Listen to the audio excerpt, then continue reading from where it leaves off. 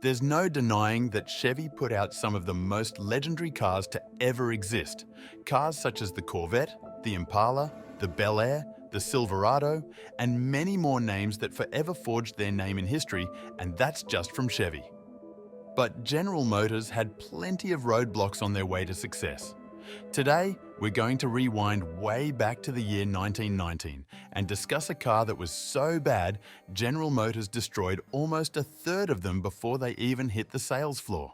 Our story starts with a man named Charles Kettering, who was the head of the Dayton Engineering Laboratories, often referred to as Delco. Kettering was generally a very smart guy. He invented many industry staples such as the electric starting motor in 1911 and leaded gasoline in the 1920 AS. Though research would reveal that leaded gasoline would prove to be extremely toxic to humans. Nevertheless, Kettering was obsessed with researching air-cooled engine technology at the time, which became known by General Motors as something that had huge potential. Air-cooled engines were not a new thing in 1919. Cast iron cooling fans were already being used with some air-cooled engines at the time, but Kettering's idea wasn't that simple. He was obsessed with the idea of using a copper cooling fan in place of the cast iron fans in other models. General Motors was looking to replace their existing line of water-cooled models with the new air-cooled design because of the lower production cost and still maintaining adequate cooling capabilities. This would lead to the purchasing of Delco by General Motors in 1919, and Charles Kettering became the head of GM's research lab.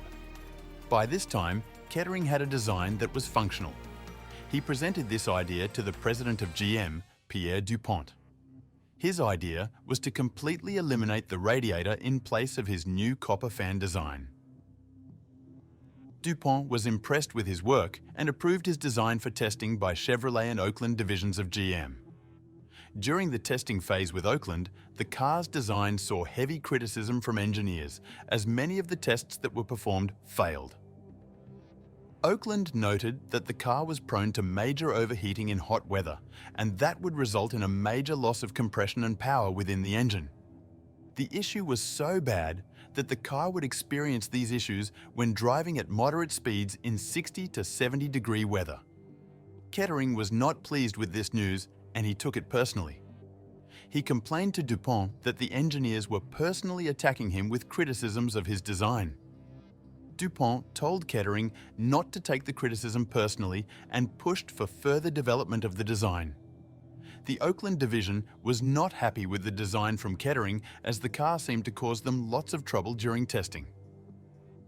In 1921, Fred Hannum, the general manager of the Oakland division, sent a letter to DuPont explaining all of the issues that plagued the car with Kettering's design. However, Chevy had appointed a new president, William Knudsen, who saw great potential with Kettering's design and disregarded Fred's complaints with the car, pushing for even further development within the Chevrolet division. The year is 1922, and the car is not even close to being ready for production. Kettering was growing impatient and called for a meeting with General Motors. He gave them an ultimatum: either begin production of the car or drop the concept entirely. And so it began. Chevrolet would begin production of the car in the next year. However, the Oakland division would drop the concept entirely and kept producing water-cooled engines. The Oldsmobile division would also begin to show interest in the air-cooled engines. Chevy had set to produce 1,000 cars by February of 1923 and 50,000 cars later in October. Production had begun. Oldsmobile was so confident in the new engines, they made plans to cease production of their water-cooled engines in favor of Kettering's design. In mid-May of 1923, Pierre DuPont had left his position as GM's president, with Alfred Sloan succeeding him. Sloan had sent in a team of engineers to provide him with a report on the air-cooled engines being produced by Chevrolet. Shortly after, his engineers had reported their disastrous findings on the engine. Everything that the Oakland division had reported on was true. The car is prone to major overheating with loss of compression and power. This posed as a serious danger to drivers of the car.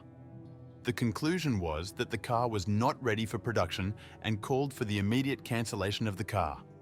It was almost too late. Chevrolet had produced 759 cars, which was short of their 1,000 car goal even months after. 239 of the cars were said to be destroyed by General Motors, but 500 of them had already left the factory. 300 of the cars were sent to dealers, and only 100 of them ever saw the sales floor. By June of 1923, Chevrolet had recalled every copper-cooled car that hadn't been sold and destroyed them. Only 2 cars remained throughout history. One is at the National Automobile Museum in Reno, and the second is at the Henry Ford Museum in Michigan. Charles Kettering was at rock bottom. His intention was to resign from General Motors. Sloan talked Charles out of resigning and, in fact, kept pushing Kettering to improve the design of the engine. But Kettering was done with the project, and he moved on to other projects within the company. Alfred Sloan saw this as a valuable lesson in organization and communication between the divisions of General Motors and corporate. In fact, Chevrolet would go on to produce yet another air-cooled car that turned out to be a disaster, though not as big of a disaster as the M-Series copper-cooled.